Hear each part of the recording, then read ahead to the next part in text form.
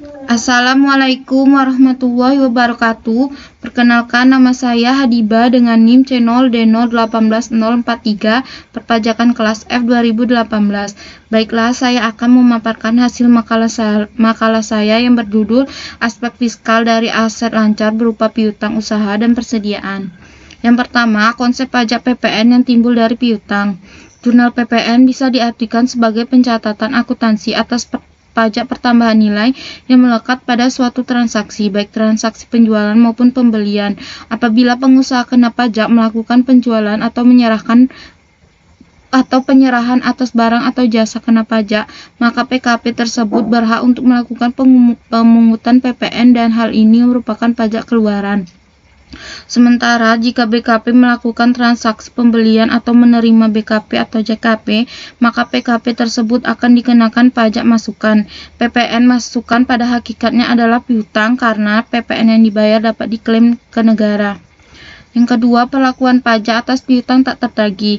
Piutang tak tertagih merupakan nilai yang muncul akibat dari transaksi wajar yang sesuai dengan bidang usaha wajib pajak, atau tidak termasuk piutang yang muncul akibat transaksi bisnis dengan pihak yang memiliki hubungan istimewa, di mana oleh wajib pajak telah dilakukan upaya penagihan secara maksimal namun tidak membuahkan hasil.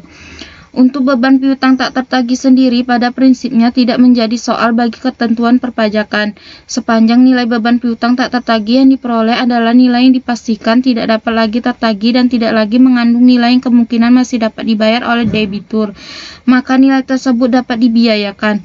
Namun demikian, dalam rangka rekonsiliasi fiskal secara administratif, nilai piutang tak tertagih tersebut harus memenuhi persyaratan yang ditentukan oleh Menteri Keuangan sebagaimana diatur dalam Peraturan Menteri Keuangan Nomor PMK 57 PMK 03 2010 tentang perubahan atas PMK 105 PMK 03 2009 tentang piutang yang nyata-nyata tidak dapat ditagih yang dapat dikurangkan dari penghasilan bruto. Syaratnya adalah sebagai berikut. Yang pertama, telah dibebankan sebagai biaya dalam laporan laba rugi komersial.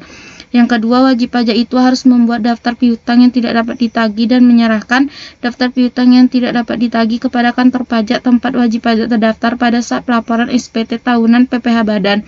Yang ketiga, telah diserahkan perkara penagihannya kepada pengadilan negara atau adanya perjanjian tertulis mengenai penghapusan piutang atau pembebasan utang antara kreditur dan debitur yang bersangkutan, atau telah dipublikasikan dalam penerbitan umum atau khusus. Jadi maksudnya di sini dipublikasikan dalam surat kabar, atau adanya pengakuan dari debitur bahwa utangnya telah dihapuskan untuk jumlah tertentu. Yang keempat, syarat ketiga di atas tidak berlaku untuk penghapusan kepada debitur kecil, yaitu tidak lebih dari 5 juta. Selanjutnya, perlakuan pajak atas persediaan. Persediaan adalah aset yang tersedia untuk dijual dalam kegiatan usaha normal, baik barang dagangan untuk usaha perdagangan maupun barang jadi untuk manufaktur, berada dalam proses produksi atau barang dalam proses manufaktur dan pekerjaan dalam proses untuk kontraktor, dan dalam bentuk bahan baku atau perlengkapan atau bahan pembantu untuk digunakan dalam proses produksi atau pemberian jasa. Berdasarkan pasal 10 ayat 6 Undang-Undang Nomor 36 Tahun 2008 tentang PPh mengatur bahwa penilaian persediaan barang hanya boleh menggunakan harga perolehan, sedangkan penilaian pemakaian persediaan barang untuk penghitungan harga pokok hanya boleh dilakukan dengan cara atau metode pencatatan persediaan sebagai berikut. Yang pertama, metode FIFO. Metode ini beranggapan bahwa barang yang dibeli lebih awal dianggap dikeluarkan lebih awal pula. Dengan demikian, setiap terjadi suatu transaksi penjualan, maka harga pokok barang yang terjual dinilai berdasarkan harga barang yang dibeli lebih awal. Yang kedua, metode rata-rata. Metode ini beranggapan bahwa setiap terjadinya perubahan jumlah persediaan barang, baik karena pembelian maupun karena adanya penjualan yang dilakukan oleh perusahaan, sisa persediaan barang yang masih ada segera diambil nilai rata-ratanya.